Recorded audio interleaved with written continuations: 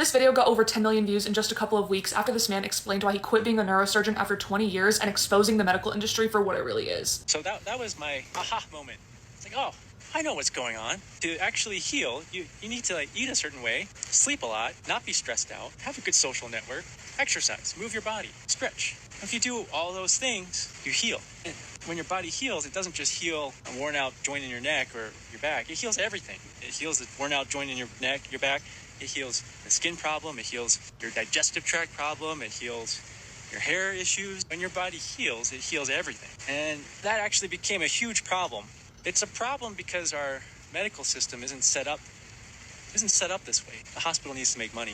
Let's cut off the video right here because I think it's pretty obvious what the message of this video is. Big Pharma and thus the doctor want you to be on medication and thus make more and more profit out of you. Now, can you do a lot of things for your health by changing your lifestyle for the better? Absolutely. With having a healthy diet, which over and over again has been shown to be plant dominant and consisting of a lot of whole plant-based foods, doing resistance training, doing cardio, socializing, spending time with your family, have a goal in life, not being exposed to a lot of air pollution, and many other factors such as this, yes, you can definitely cut the risk of getting chronic diseases tremendously. But cutting down on risk doesn't mean that you can cut it down to zero. Eventually, you might get a chronic disease. And it doesn't matter how good your lifestyle was. Maybe you had poor luck with your genetics. And guess what? That's where medicine comes into play. My doctor, one of the first things that he would tell his patients is actually to change their lifestyle, but only where it seems reasonable. And doctors don't have time to play coach. This is, for example, where my job comes into play. I coach people. I try to make people healthier by exercising and eating a healthy dietary pattern. My success rate is actually pretty good, but it's not 100%. And I have the ability to spend way more time with my clients than a doctor does. That's because we live in an obesogenic environment. It's way easier to be overweight than it is to have a normal BMI. Advertisement, friends, family, mental issues, stress, socioeconomic factors, and many other factors can come into play and actually make it easier to be overweight. Again, it's not impossible to lose weight, but it's just really difficult for a lot of people. And that's not because they are lazy. I've coached many people that tried a lot of different diets and a lot of different methods, and sadly they all failed.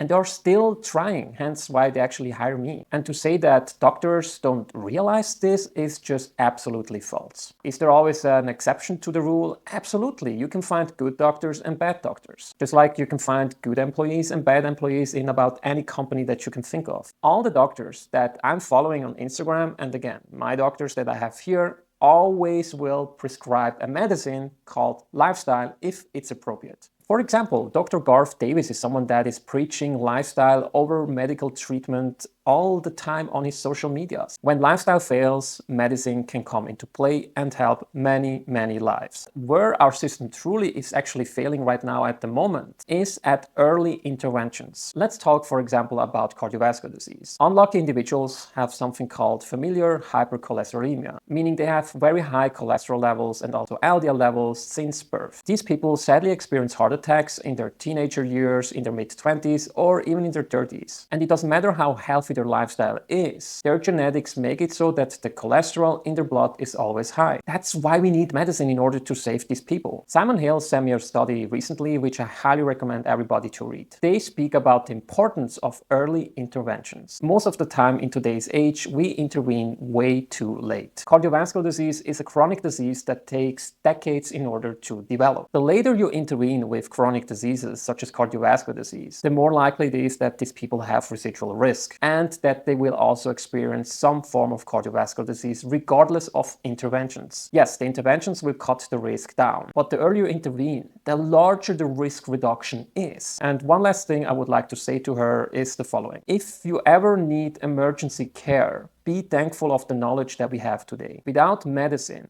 a lot of people would die. And it's sadly people like you that spread misinformation that can cause the death of a lot of people. And you don't realize this because you're not there. You don't work with people. But trust me, those that do see how difficult it actually is. And we should be thankful of both having the knowledge and knowing how to live a healthy lifestyle and also having the medical knowledge in our hands. And we need both in order to hopefully live not only a long life, but also a healthy life. I will tag a lot of doctors that I'm following underneath this post. All these doctors, to my knowledge, always promote lifestyle first over medicine if it's appropriate. Feel free to share even more if you actually happen to know more doctors that do the same. What are your thoughts about this topic? Feel free to let me know in the comment section. Thanks for watching, and I'll see you during my next video.